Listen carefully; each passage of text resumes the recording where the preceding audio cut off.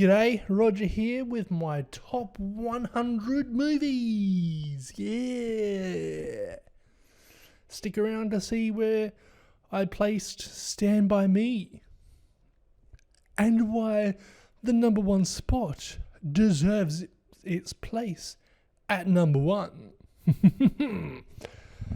Now, I want to be perfectly clear. I've only reviewed 100 movies so far. This is the order that I'm ranking them in. To be perfectly transparent, this is a video going into detail about 3 movies that I've seen and listing 97 others. Those movies being 100, Stand By Me, which happens to be the 100th movie I reviewed, and number 1. This video does not concern itself with spoilers. If you don't want anything spoiled, just move on to the next video. Cobweb, it's just shite.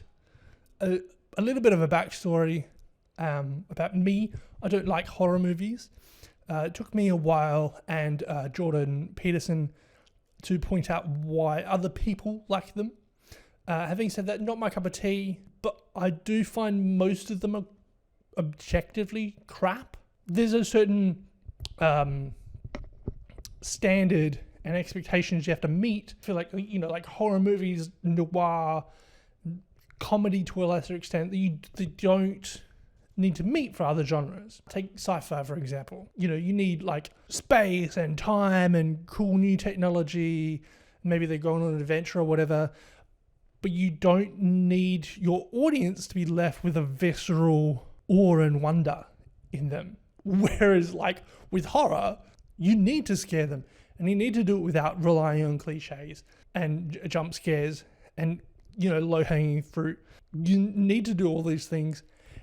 And on top of that, you need to leave your audience with a visceral, like, fear. Like, it just... There's a bad time. Such a higher expectation for horror that you don't get with most genres. Most horror movies fall flat. Like, just don't meet those expectations at all whatsoever. When I first reviewed Cobweb, it seems to be that the narrative was shite. But then, making preparation for this video, when you strip away all the horror elements, the narrative pretty much boils down to a coming-of-age story, which isn't that bad. But if I didn't pick up on that the first time through, then you picked the wrong genre. I just want to talk about the internal logic of Cobweb for a moment, or lack thereof, I should say. There wasn't any consistency that I could find. The parents tell Pete a story about the mysterious girl that went missing, and then for the rest of the movie try their hardest to make sure that he never finds out what happened to her.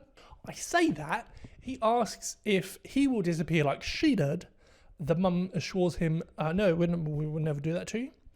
And then, like, 5 seconds later, he gets grounded to where? Closer to the girl who went mysteriously missing. When Peter hears the noises coming through the walls, the mum goes from, you know, terrified to nonchalant, and the dad goes from, like, shrugging it off to, like, making his son plant some poison to kill the rats in the walls, which he knows very well there are no rats in the walls. Is it Peter drew something and she's like, whoa, and then went to the house and like, hey, your son drew this, is everything okay? Later in the movie, something much more concerning happens, and she just rings the house. She's like, oh, hey. Like, what? Brian and his brother and friends come to get revenge on Peter. Peter accidentally broke Brian's leg. Technically it was Halloween, but the 3 of them didn't back away when they sensed danger. Instead, they blamed Peter for the scary noises. And then when they found out that it was a monster, instead of running away, they started to fight it. Brian being in crutches, by the way. It's just, there's no consistent logic whatsoever. There's a few jump scares in there, and cliches like that, like the eerie noises and so forth. And the monster had like supernatural abilities, even though she was like malnutritioned or whatever.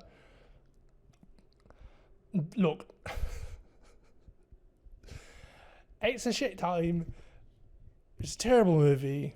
Don't even bother watching it. Don't bother watching Charlie's Angels. Rather than elevating the 2000s movies or the 1970s TV show, instead, the 2019 remake seems to be Elizabeth Banks's attempt at feminism. Politics aside for a second, the movie opens on an extreme close-up of Kristen Stewart's face. Uninterrupted, no cutaways, nor zooms, nor dollies, nor pull focuses. Nothing. We're not even treated to the rest of Kristen Stewart's chin or forehead. The Good Liar, a rape revenge story where the elderly prey on each other's memory loss. Hereditary. Unlike Cobweb, the first time I watched it, I did feel viscerally uncomfortable. However, it loses points for being unintentionally hilarious and weaker than average internal logic. Dune 2, taking from someone who hasn't read the book, this movie was kind of dull. Bad Boys for Life. Being that it was an action movie, it was weirdly slow-paced for some reason, even the action sequences. Dune 1, very similar to complaints to Dune 2, only Dune 2 had a nauseating black and white sequence for some reason, and Dune 1 didn't. Wicked 1. I should have known going into this I wouldn't like it, as it is a musical. You can add that to the list of genres I'm not particularly fond of. The narrative was alright. It was a bad musical. They would sing and then do stuff with a bit of dialogue in there and then go back to singing. The action sequences and the singing kept interrupting each other. And it was way too long. They could have done both parts in the same movie. Would have been fine. Jennifer's Body. If you're not a 12-year-old boy at a sleepover, this movie isn't for you. It appears to be a horror parody, but it doesn't take itself too seriously enough or silly enough. Black Adam, coming out around the superhero phase of cinema. It basically speedruns the Infinity Saga, but in DC. The Conjuring, yet another movie that stretches believability for the sake of scares. I talked to a few of the older members of Popcorn Society. Just quickly, we'll mention Popcorn Society a couple of times in this video. It's a Instagram group chat movie club. They said that whilst landlines were common, hide and clap game was a derivative of the hide and seek game invented for the movie. Bring Her Back, yet another horror movie, a seemingly good one. Some characters making decisions that I wouldn't, but at least the internal logic holds up. Right up until the monster reveal. We're showing that the monster has, inexplicably superhuman powers, despite the fact that it should be weak as shit. Almost, not quite. The Favourite. Speculative, untold or rewritten history about Queen Anne, who favours whichever of her handmaidens eats her out the best. I'm not particularly a fan of period pieces. Add it to the list. This was mildly interesting, but it just didn't have a satisfying conclusion. It was never clear who the favourite was in the end, nor what either of them were getting out of it, aside from manipulating the Queen and bragging rights, I guess. I should make it clear that it was never evident that any of them had any political agenda or any reason to manipulate the Queen, other than to do it better than the other one was. Busboys, a stoner comedy a couple of decades after its time. Hoppers, a simple narrative with a not so simple to follow message. It's not great animation, especially considering what we've come to expect from Pixar. Goat, a seemingly B-grade movie about animals trying their best at basketball. No Hard Feelings was kind of mid. The narrative was okay, if only a bit predictable at parts. Birds of Prey had a longer title upon release. The narrative was okay, if only a bit forgettable. It was less psychedelic than I was expecting it to be. For some reason, whenever we saw Margot Robbie run, I didn't really believe it. I didn't have the same issue with, say, Bourne or Mission Impossible. Better Man. Add biopics to the list of movies I prefer not to watch. Better Man would have been a run-of-the-mill biopic if it weren't for the creepy CGI monkeys. I did expect Robbie Williams to evolve into a better man. This does not happen during the film. He remains a mocap monkey for the entire runtime. Dracula. Again, coming from someone who hasn't read the book, it was a very faithful adaptation.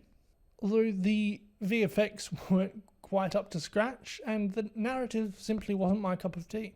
Matrix Resurrections. It ticks all the Matrix boxes, but doesn't really do much else. Philosophy? Yes. Action? Yes. A good movie? No, not in my opinion. Addiction is a very subtle allegory for people with addictions. There was one scene in particular that felt kind of forced, but it's a nice tool for, shed some light into your mates' lives if they're going through addictions or OCD or any sort of compulsion. Attack of the Clones. Look, I'm as surprised as you that this is this far down the list. As far as Star Wars tropes are concerned, it is missing the Millennium Falcon. That's about it. Taken out of that context, the narrative is subpar at best. The Empire Strikes Back. Listen, I know that this is considered by many to be the best of the Star Wars. However, compared to the adventures of Episode 4 and the satisfying climax of Episode 6, you've got to admit, Empire Strikes Back is pretty much just a stepping stone. The Phantom Menace. I swear I didn't plan to have 3 Star Wars movies in a row. It is more entertaining than The Empire Strikes Back. The Last Jedi. It's not without its flaws, but when I was watching it, there were a couple of times where I thought, oh, why don't they just... And then they did.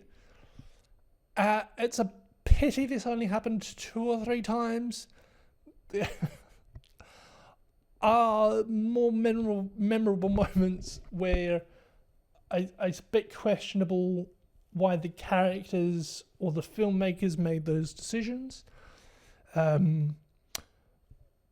example, when they're at the casino, it starts to shake a little. Cover this whole and then Rose asks, 0 red problems. Where is this guy?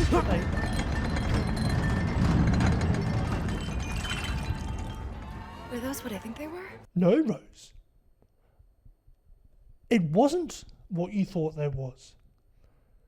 Because this is a luxurious casino.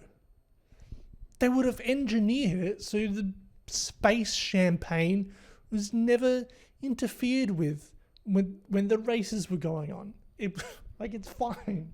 The Invisible Man. Step aside, Elizabeth Banks. Leigh Whannell's here with a psychological thriller. Interesting? Yes. Consistent logic? No. Elemental. Great animation with a somewhat forced plot. Free Guy is a hodgepodge of pop culture. A smarter film would reflect on sentience and free will and our place in the universe. This is just a good time. Men in Black 3 is a fun time travel movie with continuity errors. Men in Black 2 was kind of a rehash of the first one, but more entertaining than the third one and with less continuity errors. A New Hope. For the longest time, this movie was smack bang in the middle of the pack, which is fitting because it's really cool and interesting and really silly. So, look, if you're a Star Wars fan, then that's great. Good for you. They're fun movies. If you think this movie should be higher or lower on the list, by all means, feel free to let me know in the comments. Despite its massive impact on pop culture and what may or may not be standing on its shoulders, A New Hope in and of itself is good. And no one can tell me otherwise. The Force Awakens. Look, if you have a busy lifestyle, but you still want to know about Star Wars or, dig the general vibe of it, then I've got good news for you. The Force Awakens is essentially a summary of the other 8 episodes. Last Seen Alive came out at the right time for me, when every other movie was sci-fi, superheroes, sometimes a mixture of both. Last Seen Alive came along and said, hey, I'm neither. Good old-fashioned, realistic enough action movie. Last Christmas. Speaking of realistic, this movie is way up there. It did let me down though at the end because there was a twist that didn't really make any sense. Spider-Man 2 doesn't really make much sense. It's a fun superhero movie and it's, campy in like a comic booky fashion. And that's great. It totally works. But it doesn't make a lot of sense. I'll give you an example. Doc Ock says, you've got a train to catch. Why? You need Spider-Man so you can trade him for tritium. Don't waste your time pulling the brakes off the train rails. Spider-Man 3. Look, I'm well aware of the jazz sequence, which is just as weird and cringy for the audience of the movie as it was for the people in the jazz club, possibly slightly more. And, you're thinking, oi, that's not my Spider-Man. Yep, you're right. He's infected by venom. That's not your Spider-Man at all. Spider-Man 3 is a fun, relatable movie and makes more sense than Spider-Man 2. The Next Level. Jumanji is a fun-packed, well-paced action movie with no need to make sense. They're in a video game. Just have fun. Sonic the Hedgehog. Subjectively, it's a kid's movie. Objectively, it's awesome. Great casting too. Face the Music. If I didn't say it before, I'm saying it now. I love time travel movies.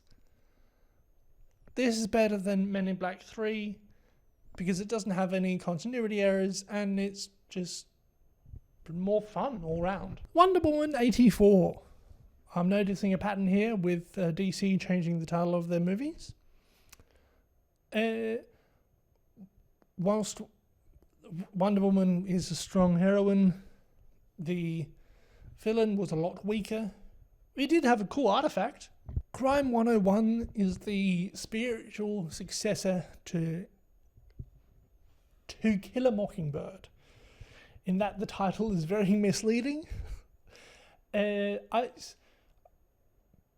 What's seemingly a good action movie with its symbolism and its action sequences, it falls short.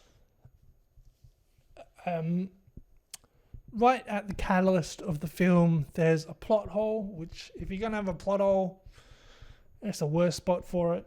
Final Reckoning is the Force Awakens of the Mission Impossible franchise. Flashbacks, summaries, you name it. It's a good action movie, but a little slow-paced and a little too long for my taste. Ballerina is as far as you can get from Crime 101, with the clarifying subtitle of From the John Wick Universe. It is a fun action movie which has fewer confusing camera angles than Mission Impossible Final Reckoning, and at no point was I tempted to look at my watch or count how many steps from my seat to the door. Multiverse of Madness is more misleading than Ballerina, but less misleading than Crime 101. I was expecting more madness and more multiverse travel. The Running Man has as many continuity errors as it does philosophical bullet points. Sonic the Hedgehog 3 is above its prequel because they didn't bench a speedster in place for a road trip movie. Spider-Man 5, also known as The Amazing Spider-Man 2, much like its predecessor, the second installment of these movies made the least sense out of the two. Snow White was kind of mid, to be honest. I don't really have much else to say about it. Look, when I was going through this list, I did notice that Snow White was higher than I expected it to be. I did talk to Maybe Actor about this. He suggested I rewatch all 100 films just to make sure they're in the right order. And I think that says a lot about me and my distaste for horror films, that I refuse to do that. So I am sticking by my initial ranking and saying perhaps on vibes alone, it was better than Spider-Man 5, but worse than Lilo and Stitch, which was fun and also had a message or two in there. 16 Blocks was an okay action movie, which was slower paced than I would have liked and went longer than I expected it to. Man on Fire, faster paced and more heart than 16 Blocks. Super Mario Galaxy seemed to be slightly out of sync for a few seconds there. I'm not the target audience, but you kids are going to love it. Bloodlines, a perfect blend of horror and comedy, which I'm told neatly ties the Final Destination franchise in a neat little bow.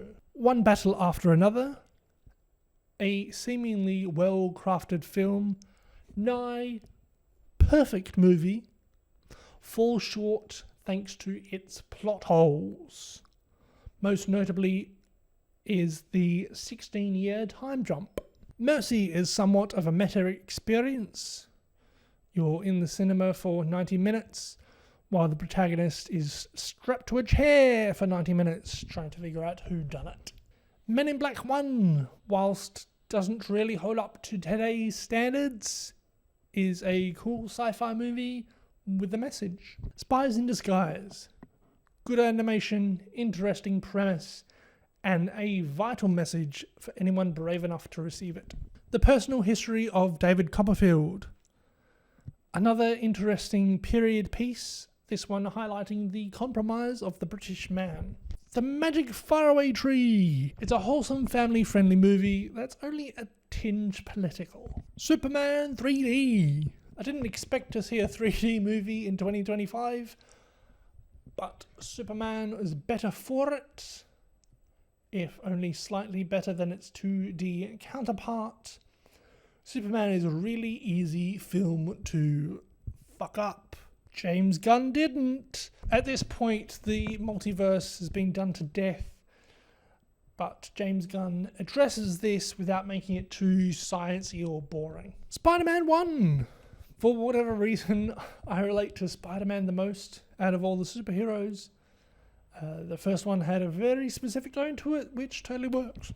Spider-Man 4, also known as The Amazing Spider-Man, is interesting, makes more sense than its prequel. Alien is a coming-of-age movie set in space, and you can't tell me otherwise. But, you know, feel free to in the comments. Stand By Me. Roger, what are your opinions on Stand By Me? Fuck off. I'm back here! This guy's like, oh, get off my property. And he runs to the For me! You almost got killed by a train. How safe could it be? You fuck you. I was supposed to.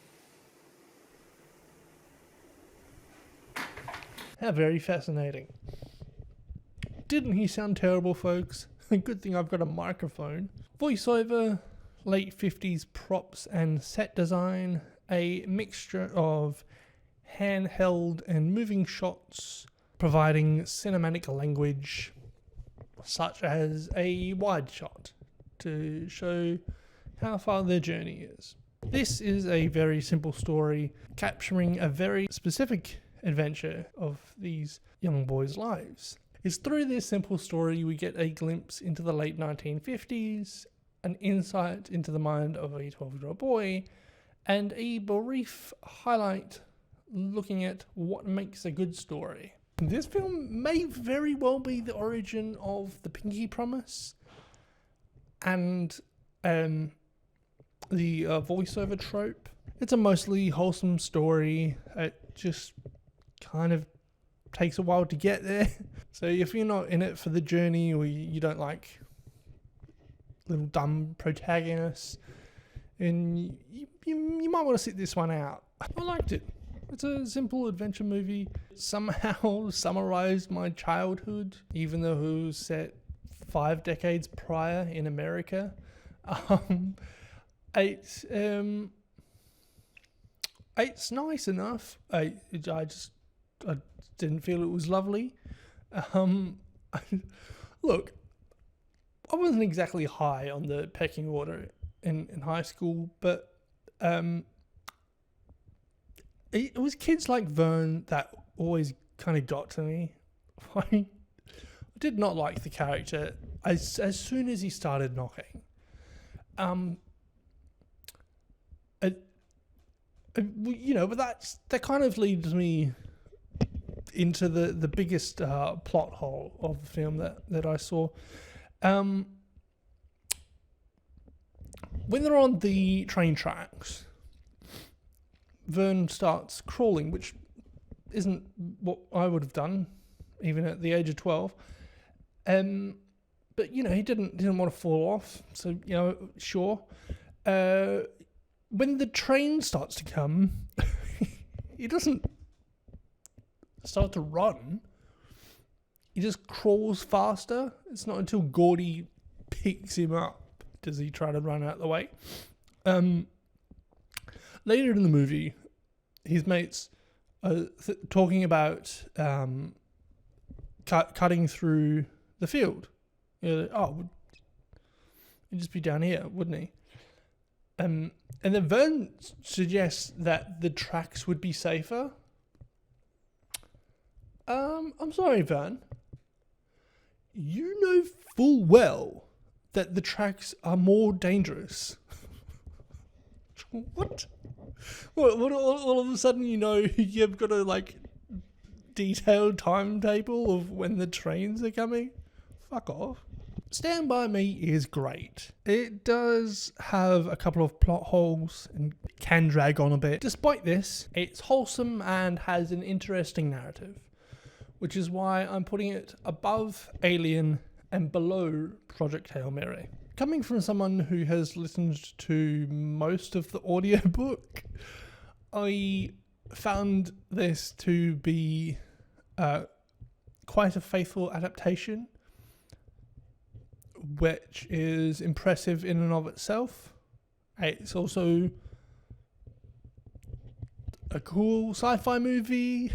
It's fun and has an optimistic look at the future. Back to the Future Part 1. It's great. It's funny, it's cool, it's a time travel movie, which I love. Does it have continuity errors? Fucking probably. Yeah, it depends who you ask, you know what I mean? But look me in the eye and tell me that you honestly don't want to visit the most efficient cafe in the fucking world. Some of that sugar.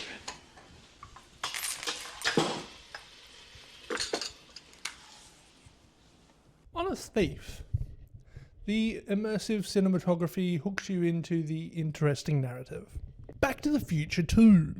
Not only does it have part 1 in it, but it also adds to it. There is a line in there which I'm sure any director can relate to. We've succeeded not exactly as I planned, but no matter. The Current War, another period piece, which I found interesting.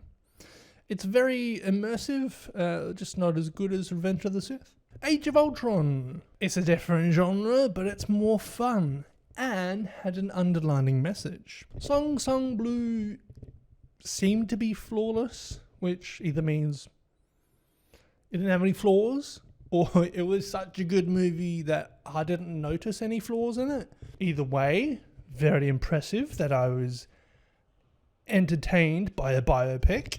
Back to the Future Part 3!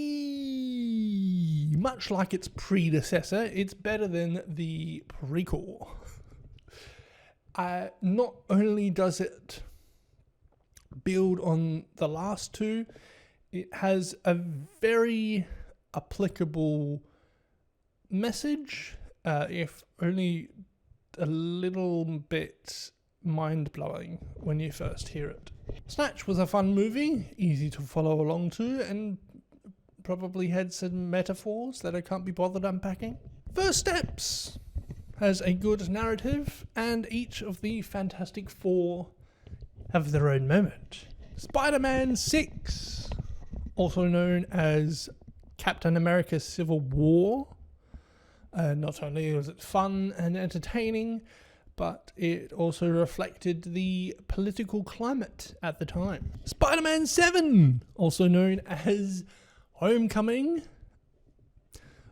As I mentioned before, I relate to Spider-Man the most out of the superheroes.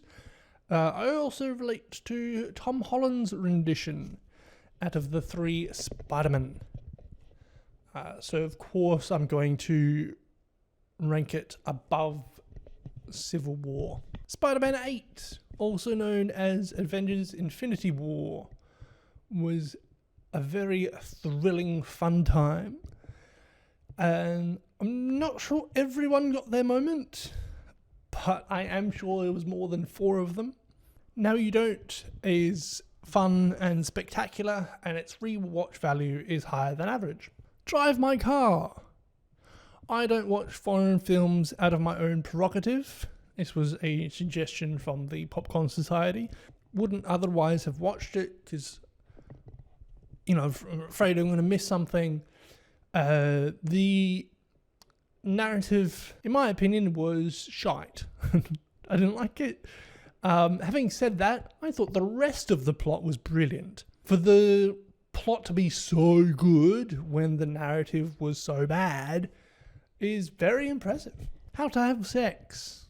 I've only seen it the once, but I'm very clever and I suspect that you can watch it through different points in your life and get something new from it each time. Revenge of the Sith is a very entertaining period piece with like 22 minutes opening action sequence, and we get to see some metaphorical shackles break.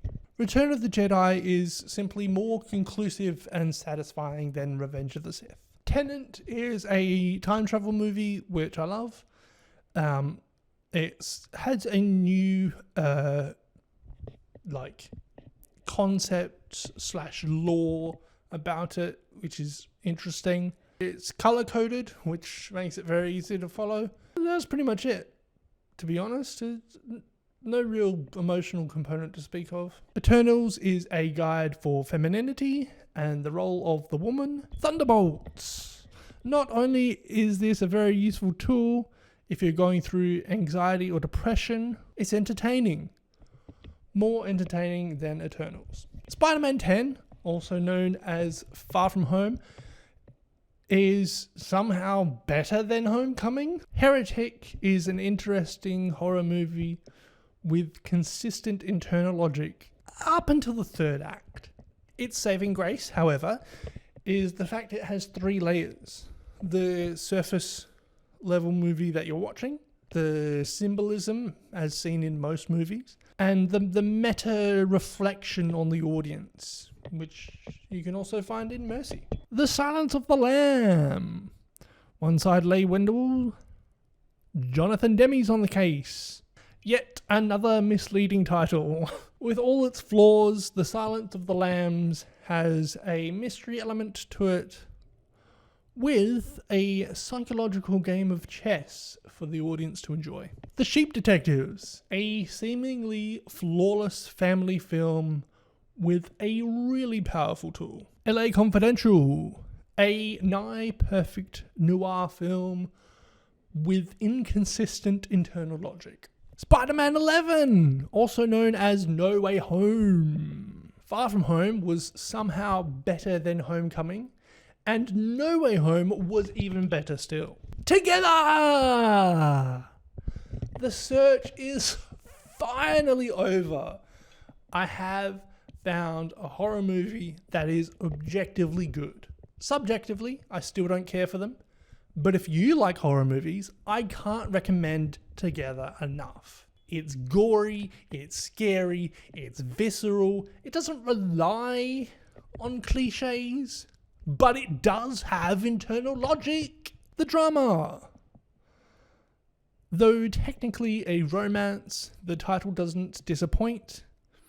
This movie is about school shootings without the narrative being a school shooting.